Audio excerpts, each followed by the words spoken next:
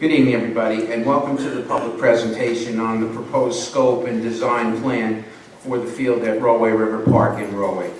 My name is Al Fiella, and I'm the Union County Manager. I would like to take a minute to outline tonight's agenda for you. First, we will have a presentation from Neglia Engineering Associates on the proposed scope and design of the plan for the field. Following the presentation from Neglia Engineering, you will then hear from Public Safety Director Andrew Moran, who will discuss traffic issues. Following that, our County Counsel, Robert Barry, will discuss process and what the next steps potentially may be.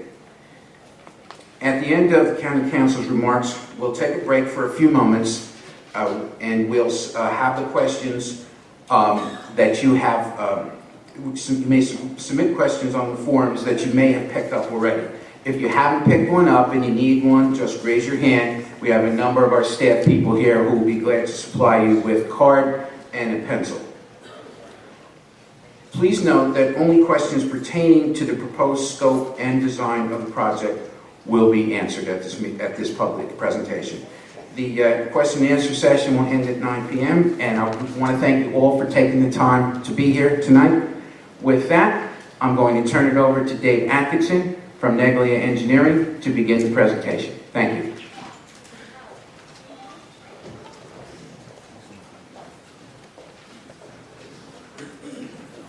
Thank you, County Manager Fioli. Just like to thank everybody for being in attendance tonight for our presentation on the proposed improvements to the Rollway River Park. My name is, County Manager had stated, I'm Dave Atkinson. I'm a licensed professional engineer in the state of New Jersey. I've been practicing engineering now for about 17 years. I'm currently employed by Neglia Engineering as a principal engineer in their office. For tonight's meeting, or for tonight's presentation, I'd like to walk you through a number of different elements of the park improvements. First, starting by the existing surroundings of the park, the different surroundings, the community, and then I would like to lead into some of the environmental constraints that were reviewed as part of the process of designing this park, as well as some of the site constraints and other elements for the park improvement. Once I've gotten through that, I'll lead into the actual proposed improvements for the park and give you a general idea of why we selected the different locations and as such. So that's our first slide. I will go to the next one. So basically, the first element that I would like to discuss is the park itself. As many of you are aware, the proposed park is situated obviously in Union County in the city of Rollway, as well as within the township of Clark. The park itself, as you'll see, the portion that we are talking about tonight is this track. And the park itself encompasses a circular driveway looping around a two-lane access road with access from Valley Road as well as from St. George. As you'll see in here, the majority of the surrounding area is residential homes which utilize this complex as a form of leisure, as well as for fields and for walking and all sorts of passive items. As you will see directly for the park itself, to the north, to the west, and to the south, we're bordered by the Rollway River. We're surrounded by the Rollway River, which has a vast majority of trees and vegetation. On the northeast side and to the east, we primarily have some residential homes that butt up to the adjacent park. However, there is a tree buffer that is located between the park and those residential homes. I'd like to bring to your attention, as far as the park themselves, as far as our facility, you'll see here, closest residential home to us is located on, lost my thought. So we have the roadway is located to the north here. The closest home is on St. Germain Drive, located 660 feet to the far edge of our track to the closest home on St. Germain, and then on the Antonio Road, we are about 715 feet to the closest residential home in that location. So now that we have a general overview of the surroundings of the park, I'd like to take a closer look at the existing park and the amenities that we currently have at this park. So as you will see, our track and field, you have your track in the red, or it might be a pinkish color. You have the soccer field and track amenities within the interior of the field. And on the surroundings to the north and to the east, we have a number of baseball, softball diamonds that are utilized. Those particular fields all have their associated fencing and whatever other measures are required for the, well, there's backstop and those items which are fence material.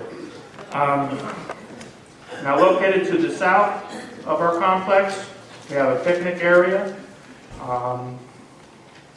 And then to the southwest is the Walter E. Ulrich Pool, which consists of a kiddie pool. It has an Olympic-sized pool and a diving pool and associated buildings such as the bathhouse, has concessions, and then various pump houses and maintenance buildings. That particular complex is surrounded by a chain link fence. Then to the west of our property, we have 4 tennis courts, which again are fenced in. Those tennis courts have recreation lighting so that it can be utilized during the evening hours. The poles are 60 foot in height. And then to the west of the tennis courts, we also have some basketball courts. There's associated parking in random locations throughout the facility that are utilized for the different amenities within the park. Now located also to the northwest, we have the existing playgrounds, and within that same vicinity we have, again, restroom, concession building that are supported by the park. And I would also like to note, and it's not, I apologize, it's not located on this slide, but we also have the World War II Veterans Memorial trees, which are located primarily in the southern and southwest region of the facility, which are outside of our park improvements that we're proposing. Now that I have provided some background regarding the existing surrounding areas, I'd like to get into some of the items that were evaluated during the design phase. The first of those elements is the environmental constraints for the site. So typically, what I like to do is just walk you through the day in the life of an engineer when we're given a project, as far as what we need to evaluate, what we need to look into to make sure that we are doing the proper design from an environmental perspective. One of those first items that we look at is whether or not the site, especially in the case of this, because we have the Rollway River, we need to evaluate to make sure that our property is not located within a flood hazard area or a flood prone area. So as you'll see, one of the documents that the DEP has us utilize is the FEMA maps, which you'll see here. The blue shaded areas are, you have the floodway, you have your flood hazard area, and all those limits. As you'll see, our track is the red box, and as you can see from this map, our site is outside of the flood hazard area. So as that's the case, there's no NJDEP land use permitting requirements related to the flood hazard area for the project. So that's one element that we did not need to take into consideration for our project. While there's other measures that we need to look into as well. So the next item is related to wetlands and any associated buffers that are related to those wetlands. A document that is readily available to the public, as well as us engineers, is provided by the NJDEP, and it's called the GeoWeb program. On that program, we're able to pick up the wetlands information, which you'll find here in blue, which, as again, you'll see, our track is located here in the middle, and there's no wetlands associated with those particular improvements. So again, nothing related to the wetlands, so we are not required to obtain any of the wetlands permitting that would potentially be required if we were down in one of the areas near the river. And also, as far as the site itself, I mean, as you can see, we are outside, again, out of the flood hazard area, and also the wetlands. I'd just like to note, for the existing surroundings, the field is one of the higher locations within the park complex. Another item that's also looked at, again, on the GEO website, is related to some of the other environmental elements within the confines of the area. In particular, concern is your threatened and endangered species. As you'll see on this map here, from the GeoWeb website, our particular facility, again, is outside of any of the confines of any potential endangered species or any potential habitat for those particular species. So, as an engineer, we would not further evaluate anything as there was no indication of those particular elements within the confines of the park, at least within our design area, which is the track. And then the next item that we would get into, now that we've evaluated the environmental constraints, we've determined that there really is no NJDEP land use permitting that would be required as part of the improvements. We've got to also take into consideration some of the site constraints related to the facility, and trying to make sure that the improvements fit the need, and the proper field location and orientation is met, that the uses of the fields are determined and the proper age group, so that the size of the fields are adequately sized for the age group, and that we provide the proper use for the county and the residents of the county, so that the athletic programs and different recreation, have what they need. Then we also, as part of the design process, we've got to look at existing trees and making sure that, we try to minimize impact to the trees and any of the other items within the surroundings. And then also, you have the existing facilities, your baseball fields, your pool, your tennis courts, your, the lawn areas, and different elements of that. So we looked at all those different elements during the design process to make sure that we met the needs for those different items, to make sure that we have the best product for the community. Now, as far the other item also is related to stormwater runoff. I'll get into more of that in depth once we get into the design portion, the proposed design of the facility. But we also take that into consideration as well to make sure at the end of the day that there's no impact to the stormwater runoff from the facility, so that we are reducing or we're matching or reducing the runoff from the site, so that there's no impact to the downstream properties as a result of any improvements to the facility. Now, just to give you an idea, here's some photos from the park within the surroundings of the proposed track. Well, there's an existing track. The improvements to the track. Located here in the top left corner, you'll see there's the row of trees, which is due west to the existing track. That was one of the items that we wanted to make sure that we weren't taking down any of those trees during the construction.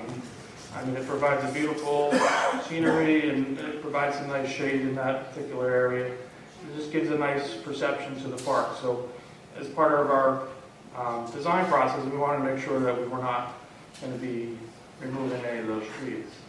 Now in the top right corner, you'll see here, this is the east side looking to the south from the track. This is the existing baseball field just due east of the track. Again, we had to take into consideration, impact to the existing facilities. So your baseball field, we have trees here. Unfortunately, and I'll get into it later, we do need to have some impact to trees within the park. But as part of our design process and part of the county park systems regulations is, for every tree we take down, we put back two. So we incorporate that into our design process. Now, if you'll take notice here, this existing, which is an evergreen tree, it currently encroaches within the existing track as it is now. So the current track that is there, that's which has reached its useful life, is encroached by several limbs on the tree within 1 to 2 lanes of the track. So currently there is a hazard to the existing conditions, and that was some of the thought process behind removal of trees and not removal of trees. Now in the lower left-hand corner, you'll see here, this is the picnic area that's to the due south of the existing track. Again, we wanted to make sure that we didn't cause any impact or negative impact to the park area. I know the time that I've been there, the park is heavily used by people, and people are using the grills and picnicking and enjoying being out in the nature and having a good time. Also, the bottom right corner, this is just another view of those the same trees up in the upper left-hand corner. Just a view from within the lawn area. And then again, here's just another view of the existing track and the conditions of the stuff. So as you see here, the current track is the 6-lane track with the fields and different amenities surrounding there. And you can see in the lower left-hand corner, the existing trees that are encroaching within the track as we stand now. So, now here we are. Here's our proposed improvements. This is just a color rendering, just to give you a general idea. Seeing the overview of the existing complex, giving an idea of the existing layout of the proposed improvements to the park. I know things aren't labeled here. We'll get into all that in a later slide as well when I get into the design of the park improvements. All right. Sorry, I kind of jumped ahead and not moved my notes here, so I have to apologize. Okay. So for the project itself, so for this project location, the track and field was relatively, so different items that we have to look at was the field location. So in this particular instance, we had an existing track. So it was relatively simple to make a determination on where the track and the orientation was going to go. We wanted to limit any impact to the surrounding areas, so the ideal situation would be to locate the track within the confines of the existing track. The proposed track does have a slightly larger footprint as we are going from a 6-lane track to an 8-lane track, which meets the requirements of the high school standards for typical track, which is what we're trying to make the track accommodate and provide the best use for your local track and field teams, as well as for the high schools and local areas.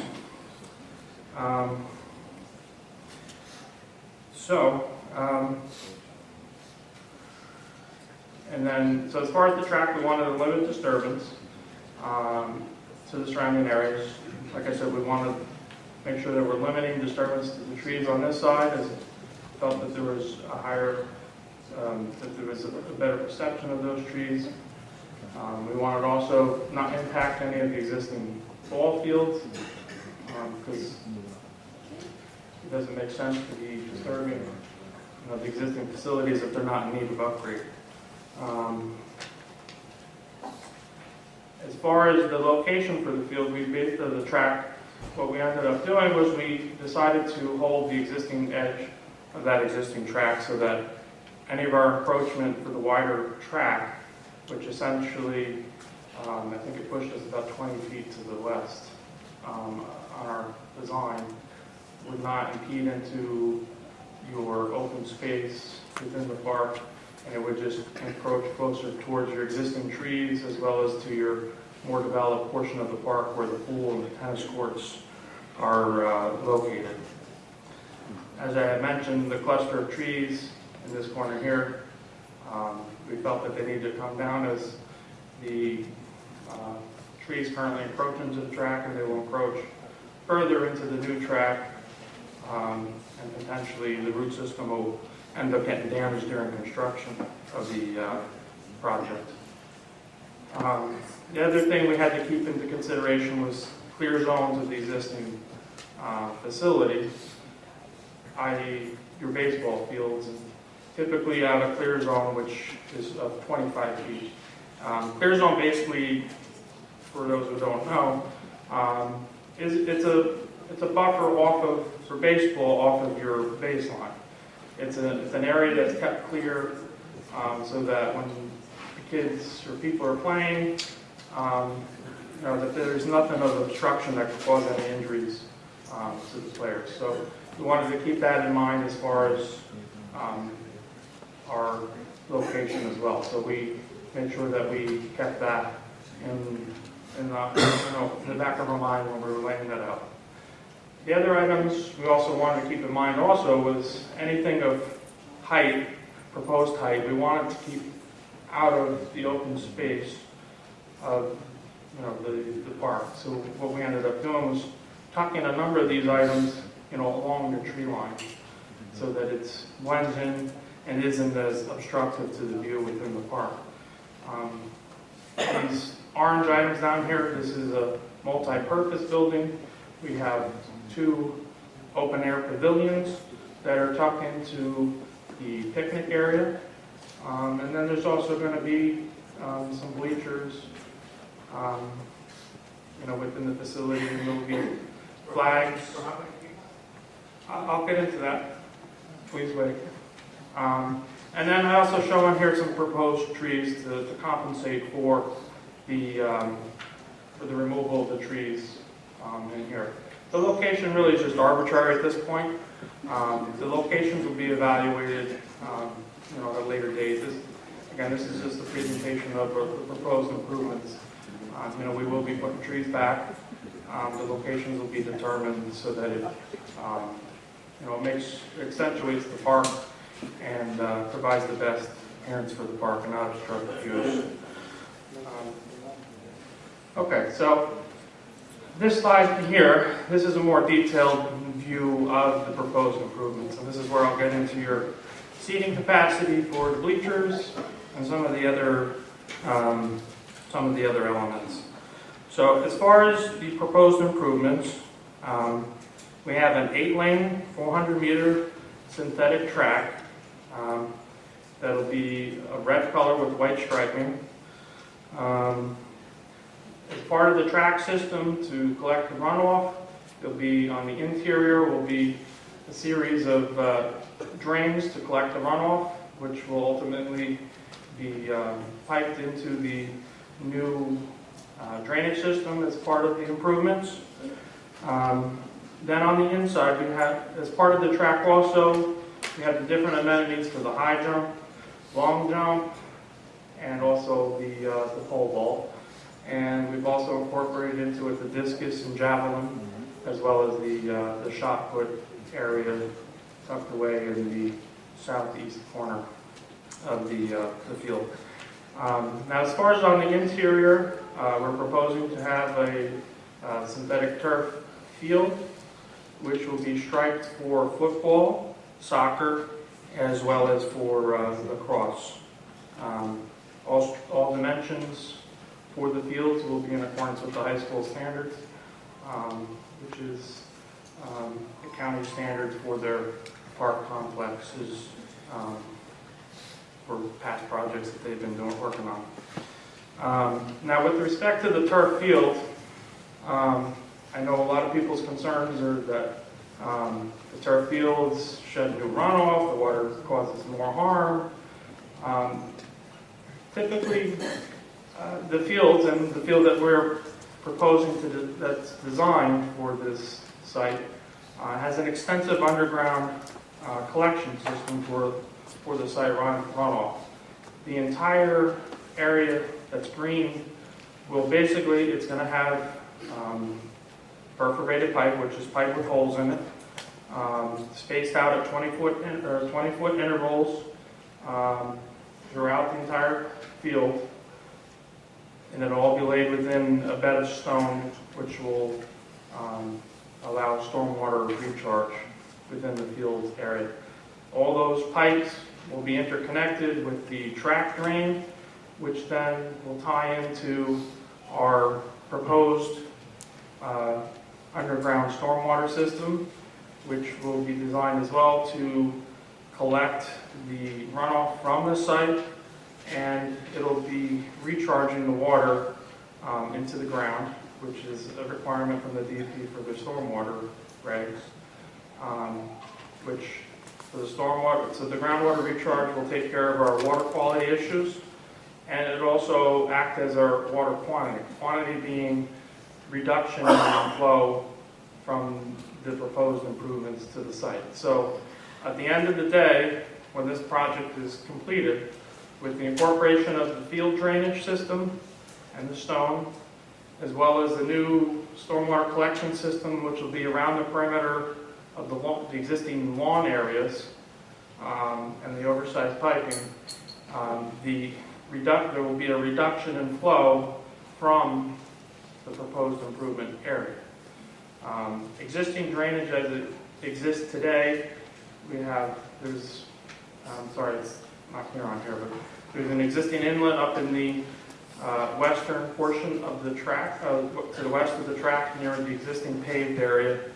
That piping discharges to the pond that is located to the south of our complex, which ultimately discharges into the Rawway River. On the eastern side of our complex, you'll see a dark gray box here. That's the existing inlet that's within the lawn area. There's existing piping that is believed to tie into the existing drainage that's currently there for the existing grass field and track. That particular drainage goes to the east, which ties into a tributary to the Rawway River as well. So that gives you a general overview of the proposed drainage system without boring you to death without all the engineering calcs and stuff. As far as the site itself, we are proposing to put up a 4-foot high black vinyl fence, 4-foot high chain link vinyl coated fence. That will be around the perimeter of the track. The purpose behind the fencing is not to keep the public out. I mean, it's a county facility. We're looking, and we encourage people to use the county facilities. So the purpose behind the fencing is just to keep the unwanted vehicles and motorized vehicles from damaging the track as well as the turf, because those vehicles can cause extensive damage, costly damage to the facility if somebody decides to get in there. Now on to the question from the audience regarding the bleachers. So there's going to be 2 sets of bleachers at the complex. We have the home side and the away side. The proposed bleachers for the complex is a 10-row high bleacher that will be mounted directly onto the ground. There won't be any, as I'm sure a number of you have seen at complexes, they have the raised bleachers, which are off the ground by 3 or 4 feet. The bleachers that we're proposing for this site will not be elevated. Everything will be mounted on the ground. So it'll be a 10-row deep bleacher. On the home side of the field, there'll be seating capacity for 800 people. And on the away side of the field, there'll be seating capacity for 400 people. Each set of bleachers will accommodate, will have spacing designated for the handicapped people, as well as we will be providing concrete sidewalks and also an asphalt path that connect into the existing path for handicapped accessibility. The walkways will be, they will also interconnect to, and I will get into this shortly, the proposed multi-purpose building, which will have bathroom, concession, and storage, so that the people have access to the different amenities during the event at the complex when they're in attendance. Now, on the home side of the field, there will be a coach's box that will be off the back side of the bleachers. Access to that box will be from the top row of the bleachers. The coach's box will be for the coaches during the game to be overseeing the kids at a higher level so they can get a better view of what's going on and relay information to the coaches down on the field, as well as for purpose of videoing the games for use for later times. Now, again, touching on the bases, again, we ended up this corner over here, which is the southeast corner. There's a series of trees, 1, 2, 3, there's 6 of them all together. Those will be removed as a result of the track and sidewalk encroaching on them, and we're going to be replanting another 12 trees. Again, the location is just arbitrary to have them on here at this point. The exact location will be determined at a later date. Now on to the multi-purpose building. The multi-purpose building, again, as I had mentioned earlier, it's going to serve a function of concession for the sporting events. There will be an element of the building that is for storage of the different components from the track and field to anything related to the field, as well as to the concession stand. And then also to accommodate the spectators and the athletes that are at the complex.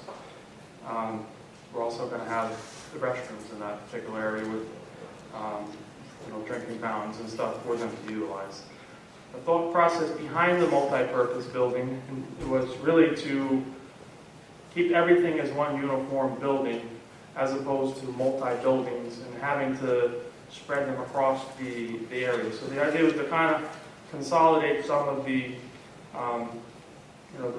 obstructions of view so that everything was kind of isolated into one area as opposed to having multiple ones throughout the complex of the track and field.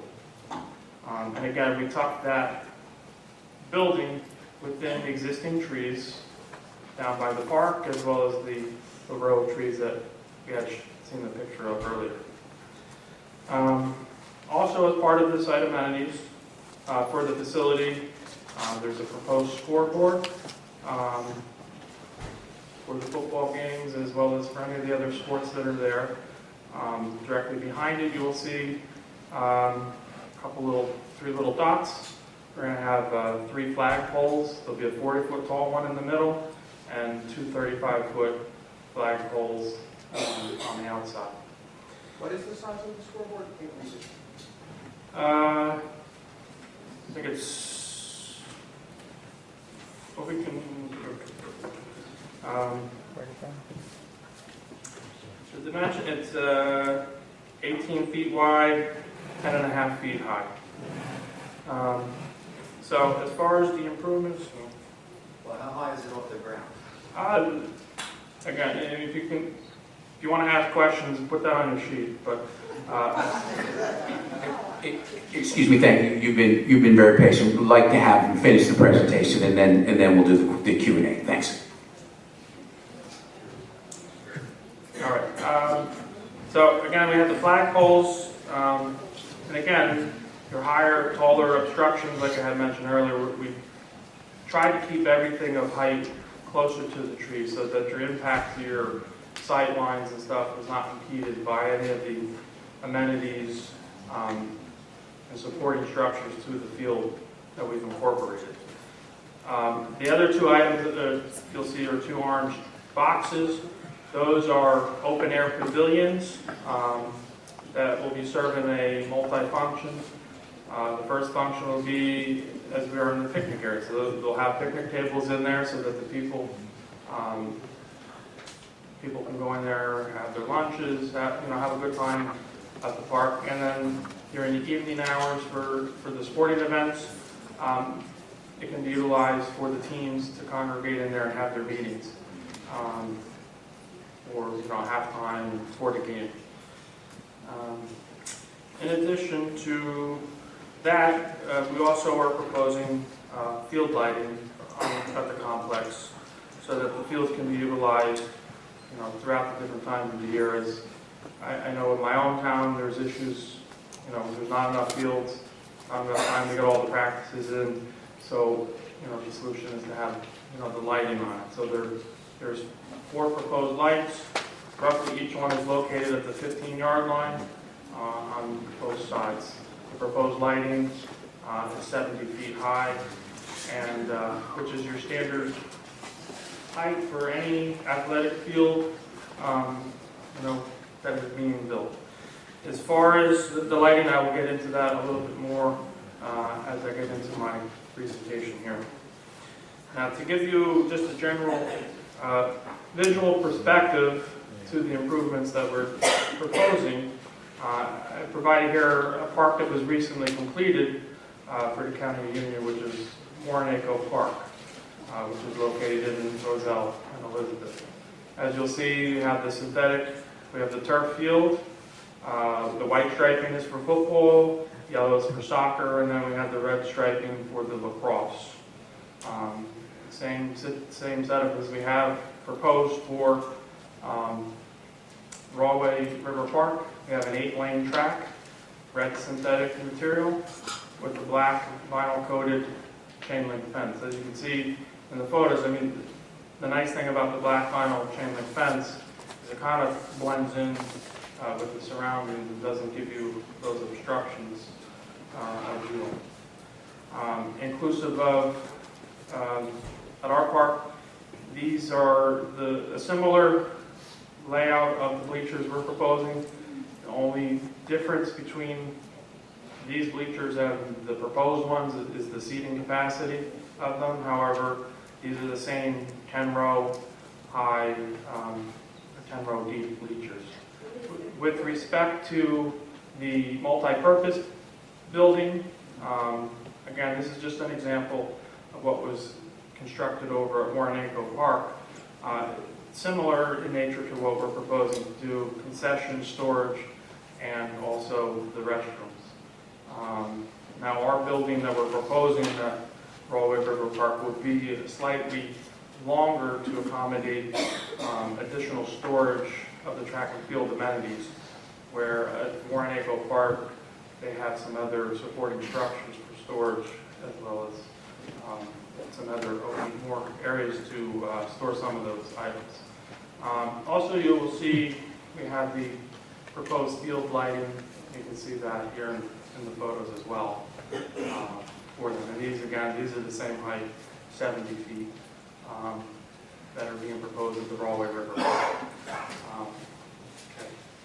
So, that just gives you a visual aspect of essentially what we are looking to do over at Rawway River Park. Now onto the lighting element for the field. As I mentioned, it's a 70-foot tall pole, 4 of them situated roughly around the 15-yard line. I know a lot of people's concerns at times, and is related to, the light glare or encroachment of the lights. The field itself, your field levels that they will see on, the athletic field, around 50-foot candles is the average. Around the track, you have around 20 to 30. Those are the lighting levels that are required for safe, playing of those athletes, on the field so that they have the proper sight. The nice thing nowadays is that the lighting manufacturers have invested a lot of time and effort into coming up with ways to minimize the light glare so that you don't have that obstruction of view that the light glare from them. And they installed the house shields and stuff like that to prevent the light from going into those areas. Now, what you'll see on here, what this is illustrating, this line out here is essentially it's 200 feet away from the proposed track. The lighting levels from those lights on the field, it ranges from the levels are significantly low. I mean, your average foot candle, I think, is 0.08, which is minimal amount of light, and that's 200 feet outside of the field. As I had mentioned earlier on, residential homes, the closest residential home is 660 feet away from from the proposed track improvements. So the lighting levels, by the time you get to to those residential homes, the light glare will be negligible, as shown in the image here. Now, as far as the lights themselves, and here's just an example of the shields that have been installed on them, so that the light that's projected out of them is focused onto the field, and it prevents that light glare that a lot of people have experienced. Or if you look out and you see the glow coming off of them, it directs it down to the field. And just to give you an idea here's an example of the multi-purpose building, the style of the building that we're looking to go with, or proposing to go with. It gives it a more rustic look. It kind of holds along with the similarity of the existing concession building, where it has the stone on the lower portion and the different amenities of it. That's your multi-purpose building style. Again, everything's currently proposed. We're fine-tuning different elements of the design to meet the needs of the community. And also, here's an idea. Here gives you an idea of the open-air pavilion. The open-air pavilion, just as it says, as I'm saying, is open air. I mean, there's really no enclosures to it. And as part of our amenities, we are going to include some minimal lighting so that while they're there on a Friday night, they're not sitting there in the dark.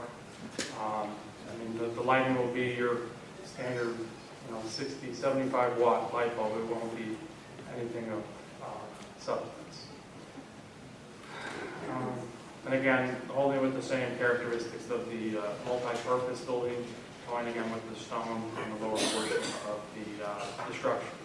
The idea is really to kind of tie in all the different elements of the park so that we have the uniform look within the confines of that park. All right, and again, here's the proposed improvements. We touched on, the locations. We tried to keep anything of height structure within the confines of the trees. The track location was located based on the existing footprint, with the idea of not impeding upon existing baseball fields, while trying not to encroach any additional, not encroaching within, the open space within the park. The bleachers and press box, or the coach box was located as such to not impact any of the trees, so that We haven't taken any trees down along this nice row of oak trees along the existing asphalt path. As well as we tried to keep all these elements within the areas of the higher developed portions of the park itself, so that we keep that open nature of the existing park. What about parking?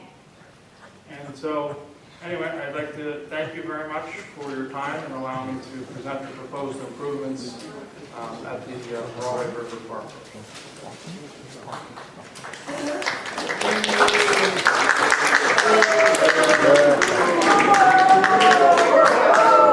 Thank you very much, Dave. Appreciate that.